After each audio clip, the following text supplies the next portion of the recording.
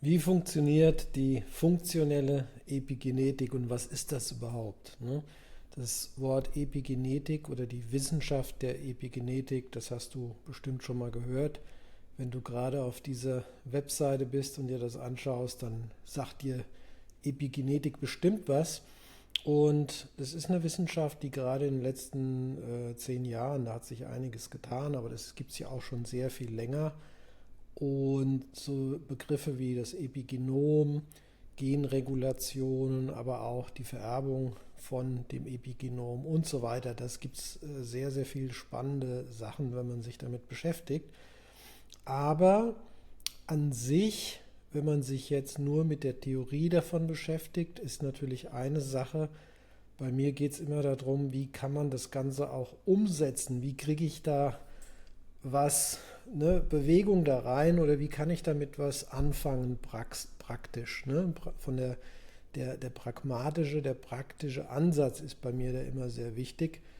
Und was ich gemerkt habe, ist, dass die Epigenetik allein da nicht ausreichend ist. Das ist ein Aspekt. Wir gehen da auf die DNA, wir gehen auf den Bauplan und so weiter. Aber wir brauchen auch Möglichkeiten, wie wir das kombinieren. Und da will ich jetzt hier mal drüber reden, wie man in der Praxis Epigenetik umsetzt, die funktionelle Epigenetik. Dazu habe ich hier ein paar Slides. Ich sagte ja hier sehr schön auf dieser ersten Slide, es ist ein moderner, personalisierter Ansatz zur Optimierung des Stoffwechsels, präziser des Zellstoffwechsels, der Ergebnisse liefert. Jetzt wollen wir uns das mal angucken, weil erzählen kann man ja viel, aber wir wollen jetzt auch mal schauen, was sind da die einzelnen Schritte. Und der erste Schritt davon ist, wir brauchen den Bauplan des Körpers, wir brauchen die DNA. Damit geht es immer los und hier auch wieder pragmatisch. In der Regel, man schaut sich 50 bis 60 Gene an und deren Variationen. Das ist schon mal ein guter Start. Dann sieht man schon mal, was im Körper so alles passiert und wie dieses Gesamtsystem Körper funktioniert. Und das jetzt an sich, alleine für sich, ist jetzt noch nicht so interessant. Wenn ich das aber jetzt kombiniere und wenn ich jetzt kommt die funktionelle Medizin dazu, jetzt reden wir über funktionelle Laborwerte oder auch Biomarker. Ich benutze auch den Begriff Biomarker im breiteren Sinne, weil es geht nicht nur um Blutwerte oder Urin, Stuhl und so weiter. Heutzutage hat man hier Geräte am Armband oder hier am Finger, ne, die kontinuierlich Daten liefern. Und solche Daten, die ich jetzt von diesen Wearable Tech Devices bekomme, sind natürlich auch super interessant und wichtig. Und die helfen mir, diesen Zustand zu ermitteln. Und wenn ich jetzt weiß von der Genetik her, was der Bauplan ist, dann will ich jetzt wiederum sehen, was passiert denn da tatsächlich im Körper. Das machen wir hiermit. Ne? Und im dritten Schritt schauen wir jetzt, wie kann ich jetzt mit dieser Information des Bauplans, den ganzen Laborwerten, den funktionellen Laborwerten, was kann ich jetzt hier überhaupt tun? Wie kann ich jetzt den Zellstoffwechsel verbessern? Und da habe ich ja auch hier geschrieben, das ist so eine Art Kunst tatsächlich, weil da sind so viele Schrauben, die man da jetzt, wie man das angehen kann. Kreativität ist hier gefragt. Das hat mich ja immer schon fasziniert.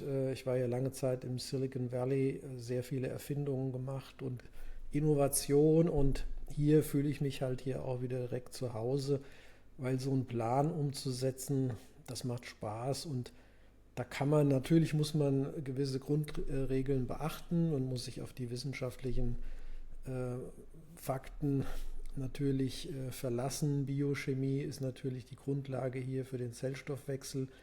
Und da geht es aber jetzt darum, wenn ich jetzt einen bestimmten Bauplan habe, wenn ich jetzt weiß, was im Körper alles so passiert, was kann ich da tun? Und jetzt baue ich darauf eine integrative Therapie auf. Das bedeutet, ich benutze jetzt verschiedene Interventionen. Wir fangen natürlich an mit den Nährstoffen, personalisierte Nährstoffe, Mikro-, Makronährstoffe. Damit kann man immer gut loslegen, weil man die sehr gezielt einsetzen kann. Da muss man natürlich wissen, was man tut. Und das ist halt auch ein recht kompliziertes Gebiet. Aber wir sehen jetzt schon in der funktionellen Epigenetik, auf der einen Seite haben wir den Bauplan, was ich erzählt habe, dann haben wir den Zustand ermittelt durch funktionelle Diagnostik, funktionelle Medizin als Grundlage. Jetzt gehen wir noch in die Nährstoffe mit rein. Und dann können wir tatsächlich jetzt was bewegen. Hier ist jetzt die Umsetzung, die jetzt anfängt.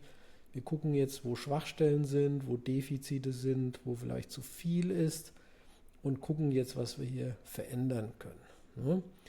Und bei allem, jetzt kommt der 4. Aspekt noch dazu, das ist das Biohacking, das ist der agile Ansatz. Wir wollen jetzt hier experimentieren, do, measure, learn. So ist das im Technologiebereich, das habe ich jahrzehntelang gemacht, das funktioniert, das weiß ich, weil wir einen experimentellen Ansatz benutzen, wo wir messen, dann tun wir Veränderungen durchführen, Interventionen und dann messen wir wieder. Und dann lernen wir daraus. Und das ist ein schnelles Framework für Experimentieren. Genau das ist es, weil anders geht das gar nicht. Ich gebe mal ein Beispiel. Homozystein ist ein wichtiger Biomarker. Da wollen wir in einem bestimmten Bereich sein. Wenn man da Labormessungen macht, zwischen 6 und 8 wollen wir da sein. Idealerweise auf 7. Aber woher weiß ich jetzt, um da auf 7 zu kommen? Ich kann jetzt zum Beispiel Nährstoffe einnehmen, die mir helfen, dass meine Methylierung besser läuft. Und dann kann ich gucken, ob mein Homozystein nach und nach besser abgebaut wird, wenn es zu hoch ist. Aber wie viel ich jetzt nehmen muss, da kann ich nur Mutmaßungen anstellen. Und ich muss dann aber auch wiederum schnell sehen, ist es jetzt zu viel, ist es zu wenig? Und das ist Biohacking, das ist Experimentieren, schnelle Ergebnisse und Messen. Und das gehört zur funktionellen Epigenetik dazu. Das ist ein ganz wichtiger Bestandteil, ohne das geht gar nichts. Und dann der letzte Aspekt ist das integrative Denken.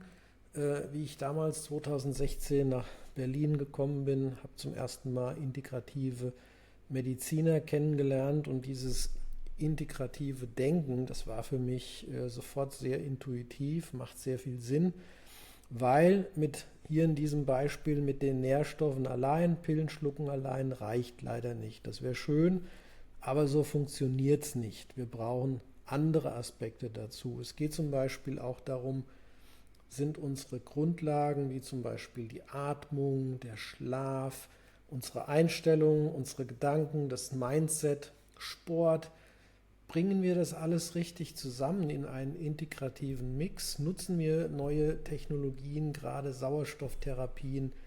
Da bin ich ein Freund des IAT-Höhentrainings, der hyperbare Sauerstoff. Ach, da gibt es ja noch viel mehr, was man da alles machen kann. Und da geht es jetzt darum, dass man die Sachen schön zusammenbringt. Und jetzt haben wir wirklich ein schönes gesamtes Bild von der funktionellen Epigenetik. Es geht wirklich um die Umsetzung. Man kann das hier sehr gut sehen. Epigenetik allein reicht nicht. Ich ergänze es mit funktioneller Medizin, funktionellen Laborwerten. Dann bringe ich in den Mix rein die Nährstoffe, komplexe Nährstofftherapie. Ich versuche das zu personalisieren. Ich gehe agil vor durch das Biohacking und ich denke integrativ. Jetzt haben wir 5 Sachen zusammengebracht und jetzt haben wir das, was ich funktionelle Epigenetik nenne. Ich finde es einen sehr spannenden, innovativen Ansatz, nicht weil ich ihn erfunden habe und die Sachen zusammengeschmissen habe, nee, sondern einfach, weil ich weiß aus Erfahrung, das liefert Ergebnisse, das funktioniert, das kann man nachvollziehen.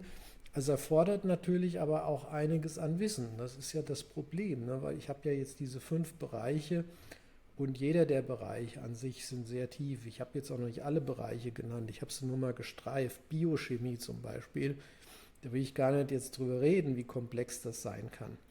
Und um dir da zu helfen, da reinzukommen, habe ich diese Ausbildung, diese Weiterbildung hier vor 2 Jahren gestartet, wo ich gedacht habe, ich muss das alles mal schön zusammenziehen und das kannst du dir gerne mal anschauen.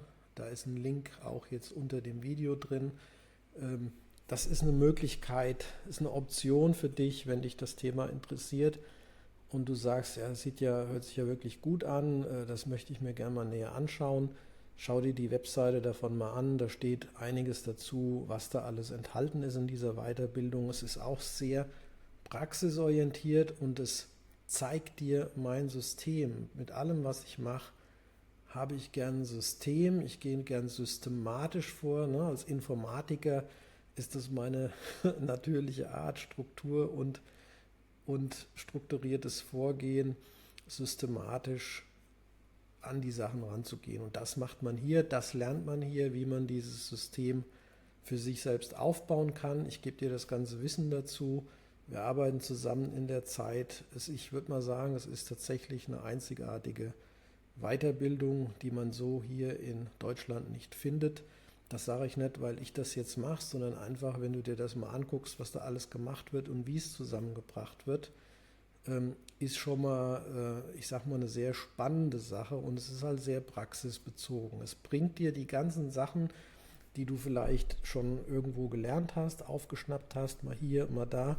Es bringt dir diesen roten Faden da rein. Deshalb schaust dir mal an, wenn dich das anspricht, wenn du denkst, da könntest du vielleicht was lernen und dann können wir auch gern mal dazu reden. Aber ich hoffe, das war jetzt erstmal eine gute Einführung, was funktionelle Epigenetik ist, wie das alles zusammenhängt und lass gerne deine Fragen und Anregungen hier gerne als Kommentar und wenn dir das Video gefallen hat und das gesamte Konzept hier, teile es gerne mit Menschen, die davon profitieren können.